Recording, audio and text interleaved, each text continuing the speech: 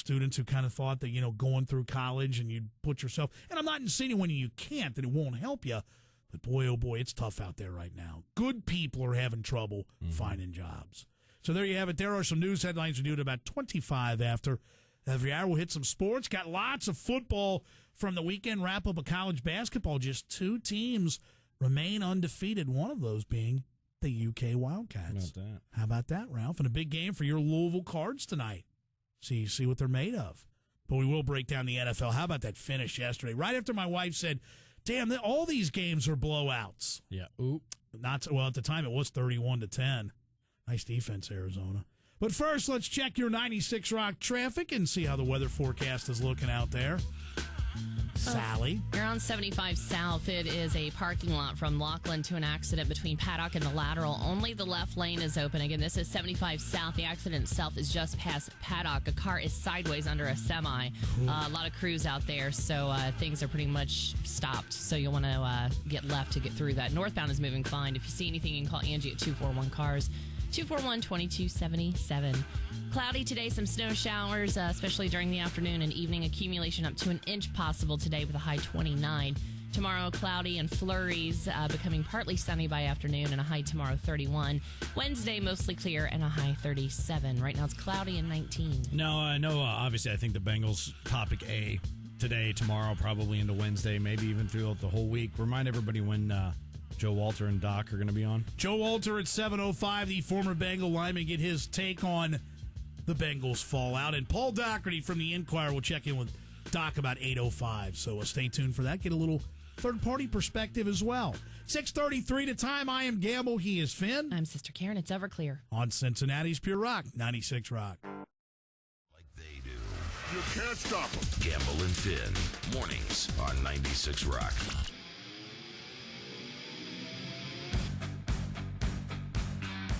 6:40 on this Monday, so tell me, is Tiger Woods gay? Not according to Rockheads. No? As predicted, this story had no legs over the weekend. Really? 81% of those voting said nope, he hits them straight. 19% maybe he's got a little bit of ball control issue. Just what the world needs, another woman trying to bilk somebody out of money. Not enough of those going around. Well, this ultimately, either way, would end up doing him a favor. This particular story. No, sadly. You're right. If at this point in time favors can even help the Tiger, where is the Tiger? Has he been spotted?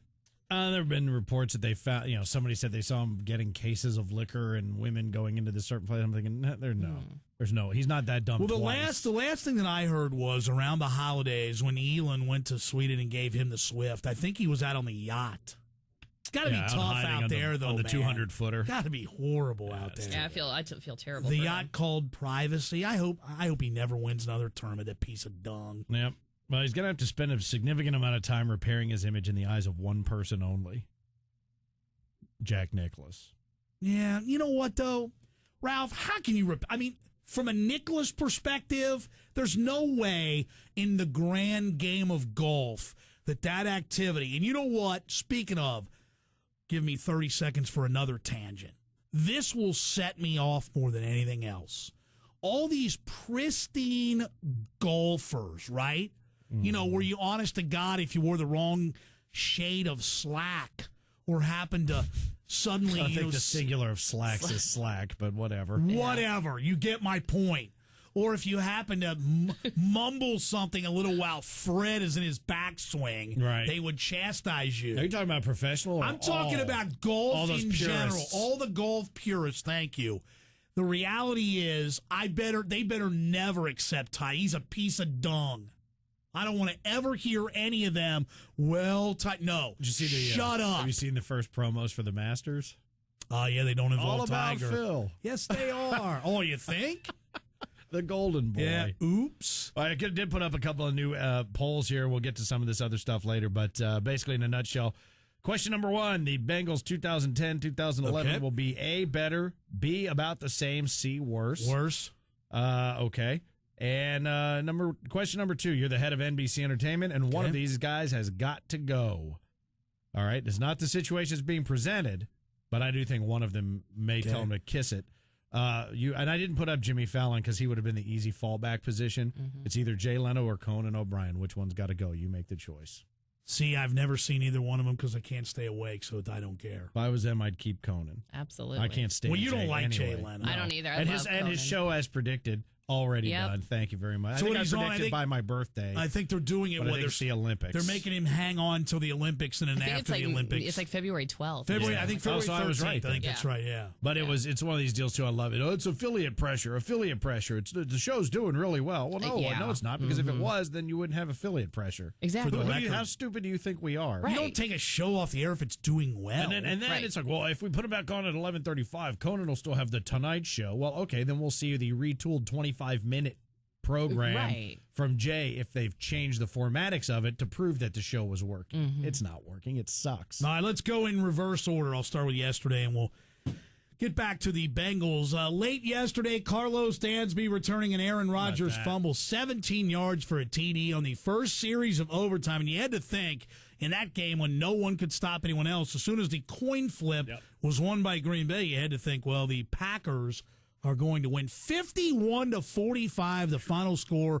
The Cardinals. How about Kurt Warner, 379 yards and 5 TDs, although Arizona did blow a 31-10 lead. And former Bengal, he still has Bengalitis. How about that? Neil The Rackers. At least he didn't cry after he missed this one. He was close. Well, he was 16 for 17 during the year. He shanked a brutal 34-yarder that would have won it likely at the end of regulation, but the Cardinals do play on. How about earlier yesterday? Wow, Ray Rice ripped off an 83-yard TD run on the first play of the game. The Ravens going to pummel the Patriots 33-14 at New England. Rice finished with 159 yards rushing and 2 scores for Baltimore, which led 24-0 in the first quarter. Yeah, amazing. 4 turnovers by Tom Brady. And the Patriots just looked awful. They were 8-0 at home this year, had won 11 straight there. Wow, how about Baltimore? Baltimore did something that Saturday the Bengals failed to do. They couldn't stop the run. Mark Sanchez fooled them with play fakes. Cedric Benson ran the ball pretty well, but beyond that, the Bengals were manhandled again by the Jets, 24-14. And then Saturday night, Tony Romo and that Cowboy defense rolled the Eagles again, fitting Michael Vick. Love that. He fumbled. Cowboys capitalized 34 You know what? to 14. Can we talk the about that final. for a Yes, second? we I am sure so can. sick of hearing about how good Donovan McNabb is. Right, he choked I am big so time. tired of it. Donovan McNabb, the most underrated player. He's my man. The guys at the desk. Donovan McNabb. Donovan. Step into his defense over Rush Limbaugh. Step into his defense. He's so good. Underrated. And then there he is standing there looking up at the scoreboard like, what did we do? He had a this good time? regular season number-wise, but once again. That doesn't matter. Here we that go. That doesn't matter. Are you ready? The conference semifinals, Saturday, 4:30 kickoff. Arizona is at the number 1 seed New Orleans Saints, who haven't exactly played like a number 1, losing 3 straight. Saturday night, this ought to be a good old good. And the Baltimore Ravens travel to take on the Indianapolis Colts. Sunday, Dallas at Minnesota. And I'm telling you, I think Dallas right now is playing better than anyone. 2 shutouts to end the regular season. Gave up just 14 to the Eagles. And the late game on Saturday, the sudden resurgent New York Jets at the San Diego Chargers. So there you have it. Also today, Pete Carroll expected to be named the new head coach of the Seattle Seahawks. The LA Times reporting Carroll has basically resigned as head coach at USC.